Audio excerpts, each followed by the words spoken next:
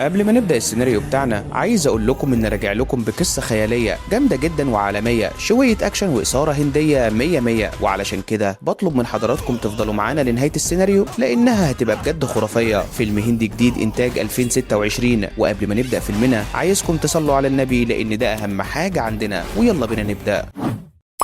والسيناريو بيبدأ بيوجي واللي بتكون ضابط شرطة وبتقبض على واحد من المجرمين، وبعدها بتدخل معاه مكان في باقي العصابة اللي الشرطة بتدور عليه، وبتطلب ليها وللشخص ده بيرة وبتقوله انه يشربها، وفجأة بتقوم وبتكسر الإزازة على راسه، وبعدها بتقعد وبتحط رجل على رجل وبيهجم عليها رجالة العصابة واحد ورا التاني، لكن يوجي بتضربهم كلهم ومحدش بيكون قادر عليها من العصابة بالرغم من عددهم، لكن بيكونوا خايفين ومرعوبين منها وبيهجموا عليها، بس بتعمل شوية حركات بتمتعنا بيها وبتخلص عليهم كلهم، والناس كلها بيبقوا فرحانين بيها ومن اللي عملته. بعدها بنشوفها وهي بتروح اسم الشرطة بتاعها وبترجع الذهب المسروق لأصحابه، والناس بتشكرها جدا وبتقول لهم انهم لازم يخلوا بالهم بعد كده. ولما بتدخل بيبلغوها ان في شخص صاحب طاحونة اللي اسمه ياتشامي انتحر، فبتتحرك على بيته وبتعاين المكان، وبتكون مراته عمالة تعيط عليه، وبيبقى موجود ابنه اللي اسمه راما. وبعدها بتطلب انهم يجوا هما الاتنين على المركز، والطب الشرعي بيخلص اجراءاته ويبعت لها التقارير، وبتركب يوجي معاهم العربيه وبتحكي مع مراته وبتسالها عن جوزها، فبتعرفها ان ياتشامي ما كانش جوزها قانوني وان كان في بينهم خلافات على الممتلكات. بعدها بتقول لرام بدون مقدمات انت ليه قتلت ابوك؟ فكل الموجودين بيندهشوا من سؤالها، واللي بيكون من ضمنهم السواق اللي بيقف فجاه، تقول له يوجي انه يكمل سواقه، وبتبقى عرفت ان ياتشامي كان اشول، فازاي انتحر وهو بيستخدم ايده اليمين. فبيتزنق رام في الكلام وبيكون في تجمع كبير من الناس قدامهم على الطريق، فبيستغل رام الموقف وبيفتح العربية وبيهرب منها، لكن يوجي مش بتسيبه وبتفضل تجري وراه في كل مكان وبتطارده لغاية ما بتنجح انها توقعه وبتسحبه على الاسم اللي بيوصل له عدد كبير من المحاميين، وكلهم بيطالبوها انها تفرج عن رام باعتبار ان مفيش دليل انه قتل ابوه، لكن يوجي مش بيهمها اي حاجة، وبتخلي العسكري يطلع رام وبتضربه بالقلم قدامهم، وبعدها بتطلع باقي المساجين وبتفضل تضرب فيهم كلهم بالعصاية قدام المحامين، وده علشان تبين انها مش بتتهدد وانه هيفضل محبوس. فبيخرجوا المحامين لما مش بيلاقوا فايده، وبيبقى بره النائب اللي اسمه فينكا اللي بيكون باعتهم وبيعرف منهم انهم ما قدروش يعملوا حاجه معاها، فبيدخل لها هو وبيقول لها ان رام ما عملش حاجه، فبتقول له انه اعترف ان هو اللي قتل ابوه، لكن فينكا بيرد عليها ان ممكن اي حد يقول اي حاجه تحت تهديدات الشرطه، وبيأمرها انها تفرج عنه، لكن يوجي مش بتوافق وبتقول له لو حتى جالها الامر ده من مفوضه الشرطه برضه مش هتفرج عنه. فبيخرج فينكا وبيتصل بالمفوضه وبيعرفها اللي حصل، وبتقول له انها كانت متوقعه انها مش هترضى تفرج عنه وانها هتتصرف، وفعلا بتطلع قرار بنقل يوجي من اسم الشرطه ده لمكان تاني، وبتروح يوجي علشان تسلم جواب نقلها من رئيسها، وبنعرف ان يوجي انتقلت 10 مرات خلال 8 سنين.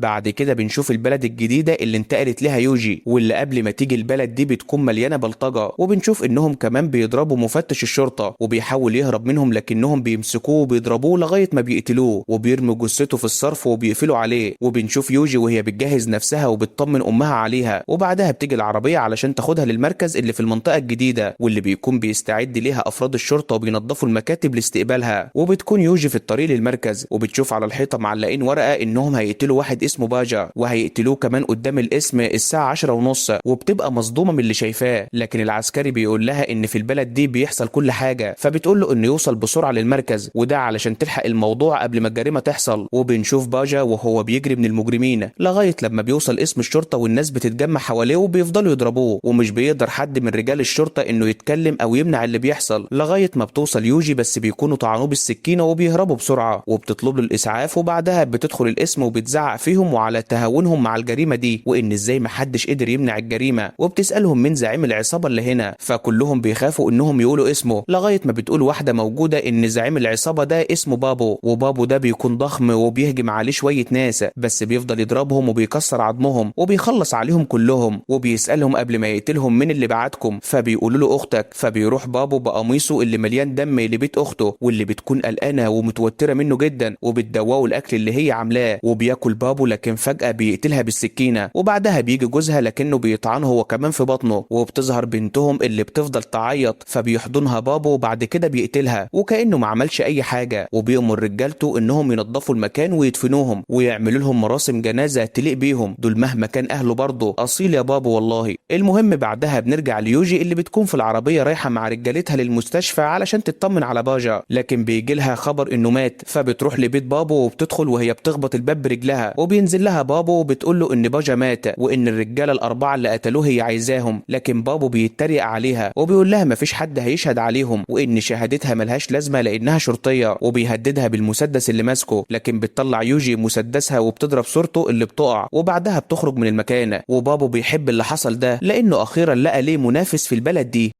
بعد كده بنشوف بابو وهو بيتمشى بعربيته وبيقف قدام سوبر ماركت علشان يشتري سجاير، فبيشوف واحده وبيدخل وراها السوبر ماركت وبيقول لجوزها انه يقابله الساعه 10 وبيديله فلوس كتير. بعدها بنشوف بابو وهو بيتكلم في التليفون ورجالته عماله تضرب في واحد لغايه لما بيموتوه، وبيجي جوز الست بتاعه السوبر ماركت وبياخدوا بابو وبيدخلوا المكتب اللي بيكون فيه واحد وبيحذروا من المفتشه الجديده اللي اسمها يوجي وان كل الناس بتتكلم انها جت له البيت، فبيمسك بابو العصايه وبيضربه على راسه لحد لما بيموته، وبيزعق في جوز الست وبيقول له ان من هنا ورايح مراته هتبقى ليه ولو اتكلم هيبقى مصيره الموت. وبنشوف بعدها مذيع بينقل امتحانات الشرطه واللي بيكون متقدم لها عدد كبير من الشباب، وبيجي طلب ليوجي انها تروح تراقب على اللجان هناك، ولما بتوصل اللجنه بتشك في 2 من اللي قتلوا باجا فبتمسكهم وبتخرجهم بره اللجنه، لكن بتيجي المفوضه وبتسال يوجي هي ليه قبضت عليهم، فقالت لها انهم كانوا بيغشوا في اللجنه ومعاهم سماعات بلوتوث، فبتحذرها المفوضه انهم من رجاله بابو وبتقول لها انها ما تكبرش الموضوع اكبر من كده، لكن يوجي بتتمسك بانها تقبض عليهم وبتقول لها ان دي امتحانات شرطه وان بابو بعت رجالته علشان يبقوا ضباط شرطه وهو رئيس عصابه، وفي الوقت ده بيخرج الطلبه من الامتحان وبيقولوا كلهم ان لازم يتقبض عليهم وكان قصدهم على العصابه، وبيسقفوا ليوجي وبيحيوها على اللي عملته وانها بقت قدوه ليهم، لكن بعدها للاسف رجاله بابو بتقطع الطريق على عربيه الشرطه وبتضرب رجاله الشرطه وبتهرب رجالتها، وبيتصلوا بيوجي وبيقولوا لها اللي حصل، لكن مش بتهتم يوجي لانها بتكون محضره ضربه اقوى لبابو، وهي انها فضلت تراجع كاميرات المجرمين اللي اعتدوا على مفتش الشرطه وده اللي كان قبلها، وبتقرر يوجي انها هتلعبهم بطريقتها الخاصه، وبتروح للمجرمين الملعب وهم بيلعبوا كوره وفضلوا يضحكوا ويتريقوا عليها لما بيشوفوها، وبتبدا بقى يوجي اللي بتكون متمكنه جدا انها تضربهم بالكوره واحد ورا التاني ومش بيقدر حد انه ياخد منها الكوره او حتى يضربها، وبتفضل تضرب الكوره فيهم بقوه لغايه لما بتخلص عليهم وبتاخدهم هم الاربعه وبتحجزهم عندها في القسم، وبيوصل بابو ورجالته للقسم وهو متعصب جدا وبيسأل عن يوجي دي وبيقول لها انها قدامها ساعة واحدة وتطلع رجالته والا هيهد القسم ده على اللي فيه، لكن يوجي بتولع سيجارة وبتسحب كرسي وبتقعد، وبيحاول واحد من رجالته انه يخلي بابو يقعد لكن بترميله الكرسي بتاعه بعيد وبتقول له انه مش هيقعد غير باذن منها لان هو في المركز بتاعها، فبياخد بابو بعضه وبيمشي وبترمي يوجي عليه السيجارة، فبيمشي بابو وهو غضبان جدا وشكله كده هيجهز لها مصيبة كبيرة جدا.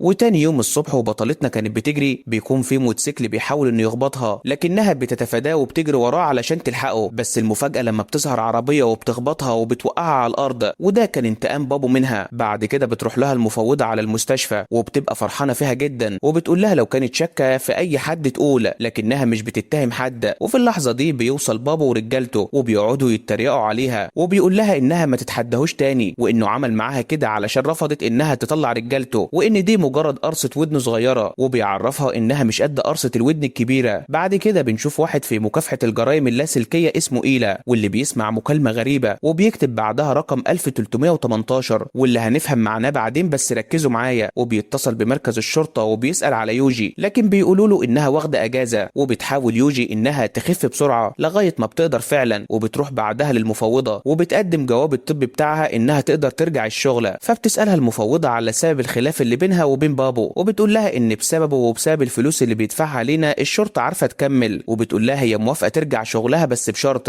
انها ملهاش دعوه ببابو مره تانية وما تكبرش المواضيع اكبر من كده وده علشان مصلحتها. وبترجع يوجي المركز وبتجمع كل افراد الشرطه وبتقول لكل واحد فيهم على الرشاوي اللي بياخدها وده علشان يغمي عينه عن الجريمه والفساد، وبتقول لهم انها مش هتسمح ان ده يحصل مره تانية وانهم لازم يعلقوا يافطه على المركز انهم مش هيقبلوا رشاوي تانية، وبتقول لهم ينزلوا صور المجرمين في الوفيات مات، وده علشان يظهروا نفسهم ويعرفوا يقبضوا عليهم. وبتجيلها بعد كده مكالمة من إيلا وبيقول لها انه عنده موضوع خطير ولازم يكلمها بس وش لوش، وبيديها رقمه. وبنشوف يوجي وهي بتتمرن في الجيم، وبعدها بيتقابلوا هما الاتنين وبيقول لها على المكالمة اللي سمعها ما بين بابو وتاجر مخدرات كبير، وده عن شحنة جاية من أندرا هتدخل المدينة واللي بيكون رقمها 1318 وفيها مس فيتامين، ودي بتعمل هلاوس سمعية وبصرية وبتأدي للوفاة بعد 6 شهور. وبتستغرب يوجي ان ليه ما بلغش ضابط المخدرات، فبيرد عليها وبيقول لها انه لو بلغ اي ضابط تاني معناه انه بلغ بابو نفسه. وبيقول لها ان ابوه كان مفتش في المركز ده واتقتل على ايد بابو، وهو بكده بيجيب حق ابوه وانها لازم توقف الشحنة دي. وفعلا بتوصل الشاحنة من أندرا وبتكون في طريقها انها توصل، لكن فجأة بيتصدموا بوجود يوجي والشرطة قدامهم وبيهربوا بسرعة. وبتفتح يوجي الشاحنة وبيكونوا بيصوروا كل حاجة وبيلاقوا فعلا المخدرات. بعدها بيطلعوا على القاضي وبيوروه الدليل بتاعهم وبيحيي يوجي على اللي عملته وبيديها الامر انها تحرق الشاحنة وبتعمل كده فعلا. وتاني يوم بتتلم الصحافة حوالين يوجي وبتقول لهم انها خلال الفترة اللي فاتت درست كل ملفات وجرائم القتل اللي تم ارتكابها، وعرفت ان كل ده وراه شخص واحد وهو بابو، واللي طبعا مش هيقدر اي حد يشهد عليه لان كلكم خايفين منه. وبيكون بابو بيتفرج عليها وبيبقى متضايق جدا وعايز يولع فيها.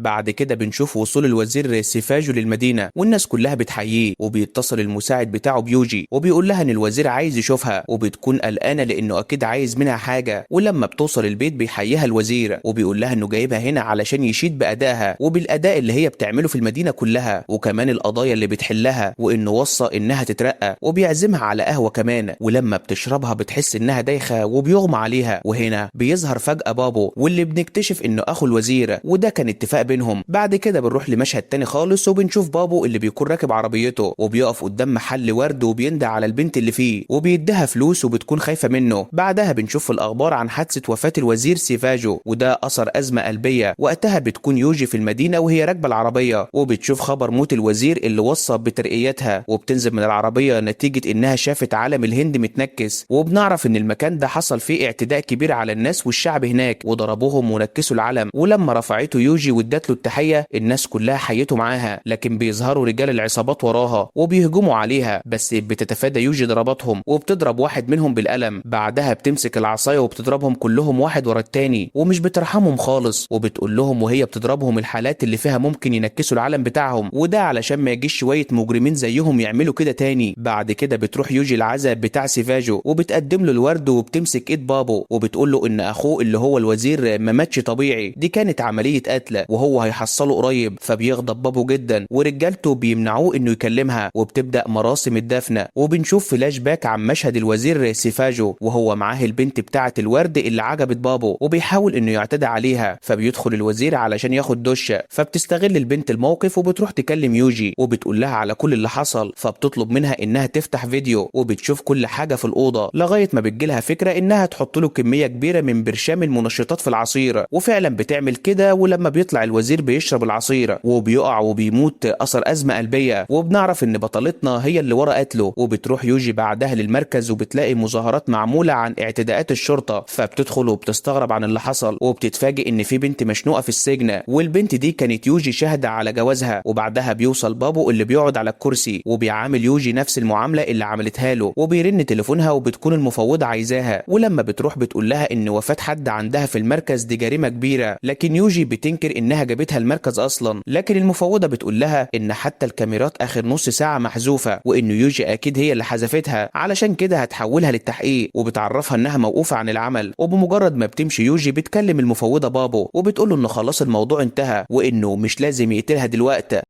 بعد كده يوجي بتقابل الصحافة وهي طالعة وبتقول لهم ان مع الوقت هيعرفوا الحقيقة، وبتاخد توك توك يوصلها للبيت وبيقعد يحكي معاها عن انها لازم تتخلص من بابو وتلحقه علشان مرشح نفسه انه يكون مكان اخوه وهيفوز بالمكان ده، وفي الوقت ده محدش هيقف قصاده وهي الوحيدة اللي تقدر تعمل كده. وبنشوف بابو وهو رايح علشان يودي ورق ترشحه، ولما بيقدم الورق للأسف بيوقفوه عند اخر لحظة. وبيشوف التلفزيون ان يوجي رفعت عليه قضية اعتداء جنسي علشان كده مش هيقبلوا ورقه. وبنعرف لما اغمى عليها عند الوزير هما الاتنين اعتدوا عليها. بعدها بنروح لقاعة المحكمة وبيتكلم المحامي بتاع بابو عن الادعاء الكاذب اللي بتقوله يوجي وانها مش معاها اي ادلة، لكن بترد محامية يوجي وبتقدم له كل التقارير الطبية، وده اللي بيوضح الاعتداء اللي حصل عليها من بابو واخوه الوزير. لكن القاضي مش بياخد اي اعتبار غير بدليل ملموس، فبتطلع يوجي اخر دليل عندها وهو تسجيل صوتي لاخوه سيفاجو اللي اتصل بيها، وساعتها قعد يستفزها بعد ما اعتدوا عليها وقال لها انهم استمتعوا جدا وكان ممكن يقتلوها بس اختاروا انهم يذلوها الاول. وبتدي الدليل القاضي علشان يسمعه، لكن بيكون القاضي مرتشي من بابو وبيمسح التسجيل وبيقول لها ان مفيش اي تسجيلات، وبيستغل المحامي الموقف وبيطلب البراءة لبابو، وبينفذ فعلا القاضي وبيديله براءة. وبتخرج يوجي وهي مهزومة وحزينة، وبيتصل بها الشرطي اللي معاها وبيقول لها انها لازم تهرب بعيد، وده علشان هيحاصروها علشان يتخلصوا منها. فبتركب الموتوسيكل بتاعها بسرعة وبتوقع التليفون بتاعها، وبياخدوا شخص ما نعرفوش، وبيجي اتصال لبابو من المفوضة واللي بتقول له ان هي اللي انقذته من التسجيل وانه لازم يقتل يوجي في اسرع وقت ممكن. فبيبعت رجالته للبيت عندها لكن مش بيلاقوها، فبتتصل المفوضة بيه مرة تانية وبتقول له انها في غابات تادا، فبيبعت كل رجالته لهناك، وبتكون يوجي قاعدة هناك فعلا، وبيوصلوا كل المجرمين للغابة وبيدوروا عليها لغاية ما بيلاقوها وبيجروا وراها وبيطردوها، وهي بتحاول تهرب منهم لانها مش هتقدر تحارب كل ده لوحدها، وعددهم كل شوية بيكتر، وبيحاصروها لحد لما بتقع من على تل ومش بتتحرك تاني. فبيتصل زعيمهم على بابو وبيقول له انها خلاص وقعت وماتت، وان المكان ده فيه اسود ونمور كتير، وانه يعتبرها ماتت خلاص. وبعد 15 يوم بنشوف ابوها وامها وهم في المركز وبيحاولوا يوصلوا لاي معلومة عن بنتهم المختفية، والمفتش الجديد بيطمنهم وعرفهم انهم لو وصلوا لاي معلومة هيقولوا لهم، وبياخد الملف بتاعها وبيركب العربية بتاعته وبنلاقيه رايح عند بابو وبيحييه لان هو اللي جايبه هنا، وبيديله الملف بتاع يوجي وبيحرقه، وبيضحكوا كلهم وكانوا مبسوطين لانهم اخيرا اتخلصوا منها للابد. ومع مرور الوقت بيتغير المشهد للمخزن بتاع بابو واللي بيعمل فيه كل اعماله اللي مش حلوة، وبنشوف صندوق بيقع من فوق، فبيروح اتنين من رجالته يشوفوا اللي حصل، وبنتفاجئ بالبطلة بتاعتنا يوجي اللي بتكون لسه عايشة وبتنط عليهم بالحبل وبتقتلهم بالسكاكين، وبيهجم عليها التالت لكنها بتوقعه في المية وبتكهربه، فبيجري عليها باقي رجالة بابو اللي بتصطادهم واحد ورا التاني، لكن المرة دي بتقتلهم كلهم من غير رحمة لانهم ما يستحقوش اصلا الحياة، وبتضرب عليهم نار وبترمي على واحد برميل بنزين وبتولع فيه وبتقتلهم لغاية اخر واحد فيهم. ولما بيجي بابو بيلاقي كل رجالته مقتولين، وفجأة بتظهر يوجي واللي بيكون مستغرب ازاي هي لسه عايشة، وبتهجم عليه وبتضربه، بس بابو بيقاوم وبينزلوا على بعض ضربة لغاية ما بتقدر يوجي انها تضربه كتير ورا بعض،